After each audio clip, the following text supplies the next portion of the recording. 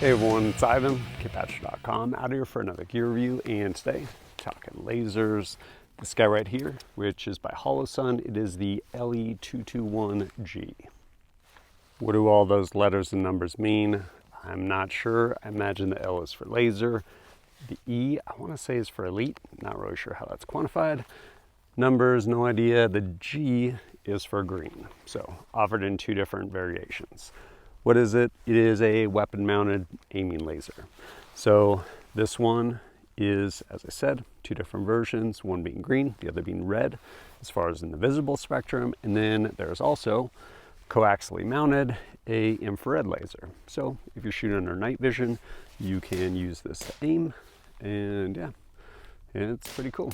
I'll go over some of the features. The housing itself is actually machined out of titanium. And right here is the battery compartment. Takes a CR123 battery. Down here shows you how, or the direction rather, of putting the battery in, so you don't get it reversed. Right here is the throw lever for putting this on, taking it off. It's garbage, talk to it more later. Right here is a onboard switch if you're not going to use some other switch. And then of course you have your windage and elevation built into it there.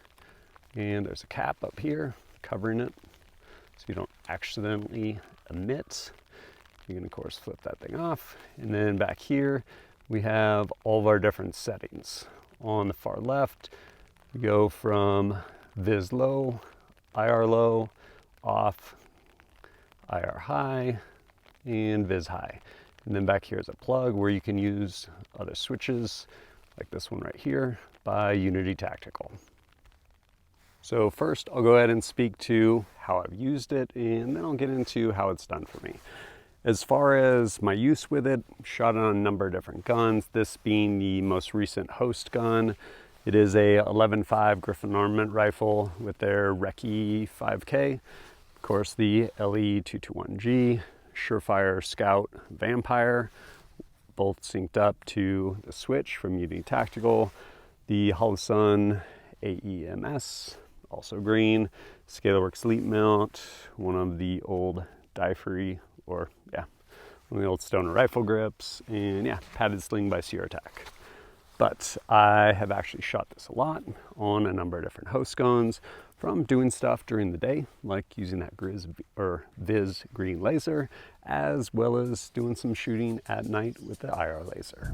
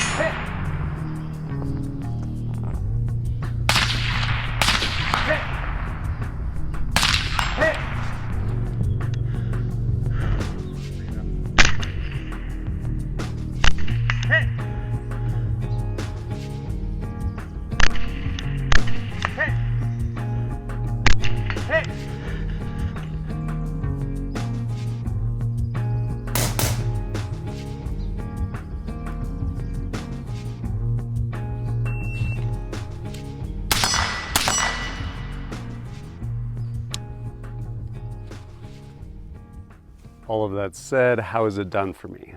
Man, they came so close.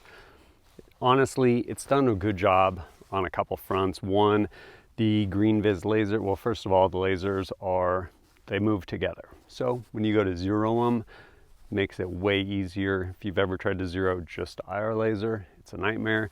These will move together. So you zero your green VIS laser, then confirm your IR laser. And the green VIS, especially on high, pretty visible, especially if you have a magnified optic.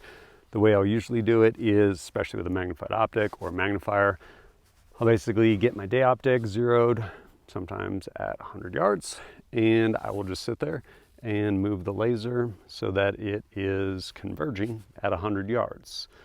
Again, things they did a really good job on. This laser is centerline over the bore. pretty much. What that means is people are like, oh, get a converging zero or get a parallel zero, all these different things, which there's merits to them. Still, depending on the distance, you end up doing some wild math, whether you're up close or far away.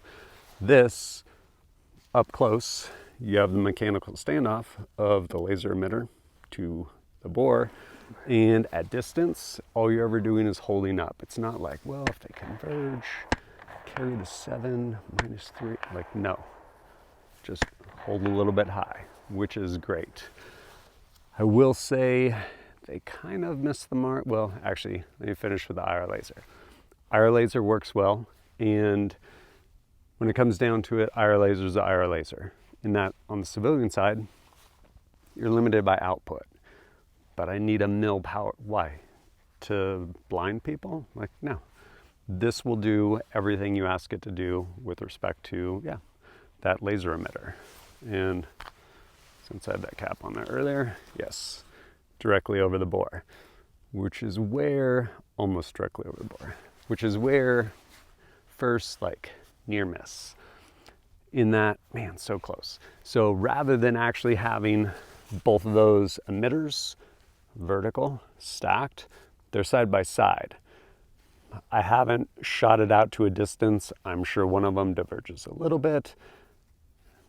Again, haven't proved it out, but if they were stacked vertically, it would just like, it would be better. Because undoubtedly, like one's here, the bullet's here.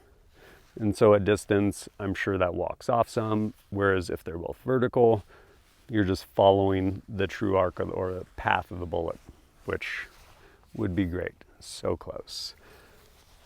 My one gripe though, which it's really hard to get past, is this mount is hot garbage. I'll go ahead and say sample size of 1, maybe no one else has ever had the same issue. Again, lots of things I like. This machine titanium housing, super robust, but you also have this mount which is like basically built into it. The mount uses a throw arm. In what scenario would you ever need a QD laser, which needs to be zeroed between guns? It's not like, let me take this magnifier off because I only have one magnifier and just throw it on another gun. Like, no, even if you take this thing off so you can put it on real quick, another gun, you still have to go zero that gun. So why QD anything? Furthermore, why this QD? So if the engineers, if there's engineers over at Holosun, ever watch this, here's a little physics. So anytime you actually mount, and honestly for anyone, anytime you mount accessories, especially optics, onto, or anything that should be zeroed, onto a rail, you want to bias it forward basically against, think of pick rail as like recoil lugs. Reason being, when you fire the gun, recoil, whole gun moves back. So if something like an optic is on there and it's not all the way up against the lug, when it fires, it'll eventually work its way forward until it meets the lug of the Picatinny rail, at which point there's nowhere else it can go, so it's going to stay there. But if you zeroed it back when it moves forward, even a small bit, it can throw your zero off. So that in mind, physics, the gun's moving back, everything else is trying to move forward. So other things that like to move forward is this throw arm and this little catch for the throw arm, which does not have a lot of spring tension. So boom, gun fires, this little catch wants to move forward as the gun's moving away from it, and this throw arm's like, oh, why don't I move forward too? At which point, comes undone, no longer zeroed. To illustrate this, I was actually doing a shoot house run using the green VIS, and come shoot a target, and you can see that laser just come undone and totally move. I eventually go shoot another target. Again, the way I had a camera set up, I was just going off the laser, so I couldn't actually look through the optic. And because of that, you can see a massive disparity in where the laser is versus the optic. Almost missed the head. It was like low left.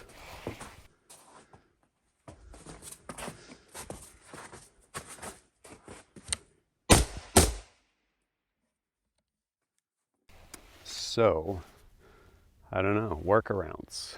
Well, you could always just tape it on like my old PEC 2 on my M16A2 back in 2001, or they could figure out a better mounting solution. Some of you guys are like, damn, I've been crapping all over that thing. Here's the thing, I really like this unit. Like, I love the fact it's actually machined out of titanium, thing's super durable. While I don't use the button, it has a button, which it's good to have that fail-safe on there. The green VIS, high and low, does good. Same with the IR. Form factor, pretty good. Near miss with respect to being centerline over the bore. Would love it if they actually stack those two laser emitters. But there's a lot of good things going. And then you get to the mount. And did it only happen one time? No, it's happened like most times somewhere through a magazine that ends up happening. That's a no-go. And since it's machined into the mount, I don't know if you could actually just put like a cross bolt. I'm not sure. That would be a good solution since the mount's basically machined into the housing. But like I said, a lot of good things going for it. To include, it's just IR laser, VIS laser. And where this comes into play is it lets you build whatever you need for your application. By way of example, I have this SureFire Scout Light. Keep in mind, everything you put on a gun, everything, it's a compromise. So the Scout Light actually does a lot of good things for me in that I can go ahead and put it on VIS, sync it up to the switch by Unity Tactical, put my laser on VIS, and now as soon as I hit one button, I have illumination and I have a laser. Same goes for if I want to go ahead and shoot active with something other than the laser. Granted, you just press this pad on this switch and you have just the laser, or I switch the Vampire over to IR and turn it over to IR laser. Bam, one button, IR illumination, and my IR laser, which is great. And because you're not married to some usually inadequate onboard illumination, you can pair it with whatever, to include a key G if you actually want some like really good IR illumination. Again, so many things done well, just, yeah, hard to get over that mount. I will reiterate, sample size of 1 with respect to issues I had with that mount, but the physics don't change, so I doubt I am the only case that's happened to. So many things done well, so close. But offered in 2 variants, this being the green. They also have a VIS red laser, and if it's something you're interested in, there'll be links down below. But as always, thanks for joining us at kitbadger.com. Look forward to seeing you next time.